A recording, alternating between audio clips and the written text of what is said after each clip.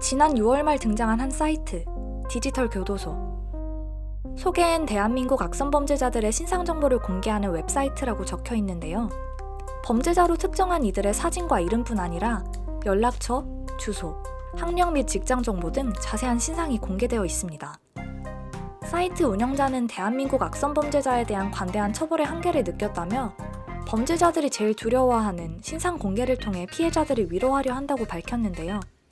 언론과의 인터뷰에선 사촌동생이 엠번방 피해자였다며 디지털 성범죄에 대한 처벌이 특히 약하다고 판단해 직접 신상 공개를 결심했다고 전했습니다. 디지털 교도소가 본격적으로 대중의 주목을 받은 건 지난 7월 6일. 법원이 세계 최대 아동 성착취물 사이트 웰컴 투 비디오의 운영자 손정우의 미국 송환을 불허하면서였습니다. 판결이 나온 당일 저녁, 디지털 교도소는 네이버 급상승 검색어 1위를 차지했는데요. 사이트에 손정우의 얼굴과 나이, 학력 등이 그대로 공개되었기 때문이죠. 이후 디지털 교도소는 고 최숙현 선수 폭행 가해자로 지목받은 이들의 신상을 공개하고 각종 디지털 성범죄 가해자들의 신상을 공개하면서 법원의 솜방망이 처벌에 분노하던 이들의 호응을 얻기도 했습니다. 하지만 법적인 절차 없이 운영진의 판단만으로 일반인의 신상을 공개한다는 점에서 개설 이후 꾸준히 논란이 됐습니다. 여기다 동명이인을 성폭행 가해자로 지목하고 거짓 제보에 속아 섣불리 신상을 공개하는 등 무고한 사람들에게 실수로 큰 피해를 입히면서 디지털 교도소에 대한 비판의 목소리는 높아져만 갔죠. 그러다 이달 초 사이트에 이름이 올라간 한 대학생이 극심한 스트레스에 시달리다 심장마비로 사망하는 일까지 발생했습니다. 결국 9월 14일 방송통신심의위원회는 디지털 교도소 차단 여부를 긴급 안건으로 상정해 심의했죠.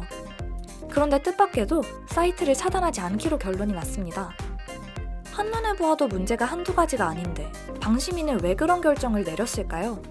간단하게 폐쇄 결정을 내리기엔 얽힌 문제들이 참 많기 때문입니다. 디지털 교도소를 둘러싼 복잡한 문제들 한방에 정리해드릴게요. 디지털 교도소에선 운영진이 대상과 처벌의 내용을 직접 결정해 심판을 내립니다. 이렇게 사법체계의 힘을 빌리지 않고 개인이나 집단이 사적으로 집행하는 단죄 또는 처벌을 사적 제재라고 부르죠. 낯선 명칭과는 다르게 사적 제재는 우리에게 아주 익숙한 개념입니다. 영어로 하면 바로 린치죠. 미디어에서도 빈번하게 다뤄지죠. 범죄자의 이름을 노트에 적어서 단죄하는 내용의 데스노트, 범죄가 판치는 고담시티 곳곳을 누비며 악당을 물리치는 배트맨도 사실은 사적 제재를 하고 있죠. 그 모습을 보는 우리는 통쾌함을 느끼고요. 하지만 영화는 영화일 뿐, 현실에서는 여러 문제를 안고 있습니다. 몇 가지 살펴볼까요? 우선 사적 제재는 처벌의 근거와 기준이 임의적입니다. 누가 어떤 기준으로 어떤 처벌을 할지 사회적 합의가 이뤄지지 않은 상태일 뿐더러 처벌자가 A인지 B인지 C인지에 따라 언제든 처벌의 대상과 내용이 달라질 수 있습니다. 심지어는 같은 처벌자에게서도 얼마든지 다른 결과가 나올 수 있죠. 개인이나 단체가 진행하다 보니 잘못된 판단을 내릴 가능성도 높습니다. 앞서 언급한 것처럼 디지털 교도소의 경우도 충분히 검증되지 않은 경로를 통해 습득한 정보로 무고한 이들의 신상을 공개해 여러 번 피해를 일으켰는데요. 더 큰 문제는 이런 피해에 대해 마땅한 해결책이 존재하지 않는다는 점이죠. 사적 제재가 대부분 이중처벌의 형태로 이루어진다는 점, 무죄 추정의 원칙이 지켜지기 어렵다는 점 등 역시 문제입니다. 그리고 이 모든 문제점들은 결국 사법체계를 무너뜨리는 길로 향합니다. 우리나라는 정해진 법률에 따라 저지른 죄에 합당한 만큼의 처벌을 받는 법치주의를 따르고 있죠. 하지만 사적 제재가 용인되기 시작한다면 어떨까요? 주관에 의해 처벌받고 공정성이 보장되지 않은 절차로 심판이 이뤄지고 결과에 누구도 책임을 지지 않아도 되는 상황이 쉽게 일어나겠죠. 최악의 경우 권력 집단이 사적 제재를 악용하는 일도 발생할 수 있을 겁니다. 사회는 엉망이 되겠죠. 여기서 잠깐! 사적 제재가 나쁘기만 한 거라면 방송통신심의원회는 어째서 사이트 유지 결정을 내린 걸까요? 물론 가장 큰 이유는 표현의 자유 보장이었습니다. 전체 사이트 내용물의 70% 이상이 불법이어야 사이트 전체에 제재를 가한다는 원칙이 이미 있는데 전체 89건 중 12건만 불법 정보인 상황에서 디지털 교도소를 폐쇄해버리면 과잉 규제라는 거죠. 그런데 말입니다.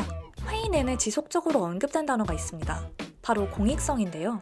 대다수 위원은 사이트의 불법성을 지적하면서도 한편으로 디지털 교도소의 공익성을 인정했습니다. 사이트 폐쇄에 반대 의견을 낸 강진수 위원은 공적 법제도를 넘어서서 무고한 개인의 희생을 초래한 점에 대해선 합당한 조치가 필요하지만 우리나라의 관대한 성폭력 처벌 상황에 대해 사회적으로 환기해야 하고 한 번 더 성찰할 기회가 필요하다고 본다는 의견을 냈는데요. 김재영 의원은 사이트 전체 폐쇄에 찬성 입장이면서도 나름대로 예방 효과를 기대할 수 있겠다는 생각을 했다. 현재 한국의 환경을 감안할 때 이기 운영진이 말하듯 이대로 사라지기엔 정말 아쉬운 사이트라는 생각이 들었다고 말했습니다.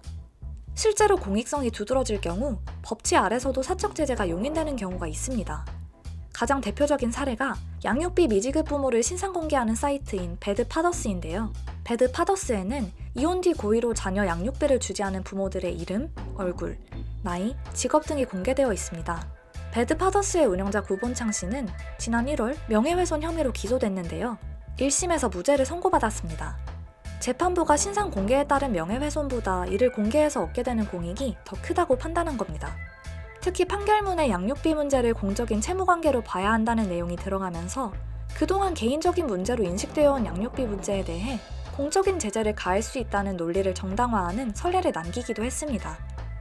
물론 배드파더스의 사례만으로 사적 제재를 옹호할 수는 없습니다. 아까 말한 수많은 부작용들이 도사리고 있으니까요. 다만 우리 사회에 사적 제재가 생겨나는 근본 원인인 사법 불신에 대해 생각해 볼 필요가 있습니다.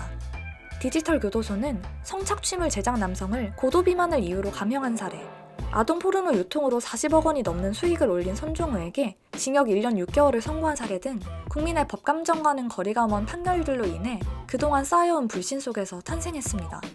지난 7월 초 한 언론과의 인터뷰에서 디지털 교도소 운영이 불법이 맞다고 생각하고 범죄가 맞다고 생각합니다. 그런데 그것과 상관없이 계속하는 겁니다. 조금 더 좋은 세상 만들 수 있지 않을까 하는 마음에 하는 겁니다. 라고 밝혔던 일기 운영자 박모 씨. 그는 9월 22일 경찰 추적 20일 만에 베트남 호치민에서 검거되었습니다. 디지털 교도소 역시 9월 24일 다시 열린 방심위 소위원회에서 결국 전체 차단 결정이 내려졌죠. 하지만 문제의 근원인 사법 불신이 해결되지 않는다면 제2의 디지털 교도소장, 제3의 디지털 교도소장이 생겨날지도 모릅니다. 사회 구성원들이 법 집행 과정과 판결을 신뢰할 수 있어야 굳이 위험과 불이익을 감수하고 사적 제재를 감행하는 이들이 사라질 수 있겠죠. 범죄를 막기 위해 범죄자를 자처하는 사람이 생기는 아이러니, 더는 없어야 하지 않을까요?